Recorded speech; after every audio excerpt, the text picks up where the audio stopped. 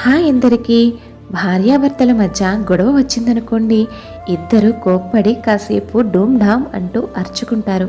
ఆ తరువాత ఆవిడ అటూ ఇటూ తిరుగుతూ ఉంటే దెయ్యంలా తిరుగుతుంది చూడు, ఎలా ఉందో, ఇంతకంటే ఎవరు దొరక్క చేసుకున్నాను అని లోలోపల తిట్టుకుంటాడు భర్త.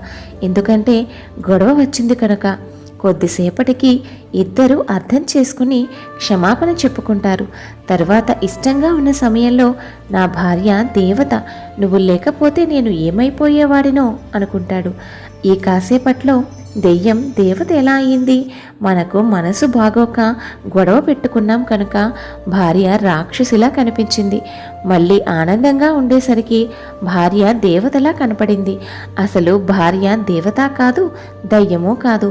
మన మనస్సును బట్టి భావం మారిపోతుంది. అందుకే మనోభావాలు మిథ్య, ఎప్పటికప్పుడు మారిపోతూ ఉంటాయి.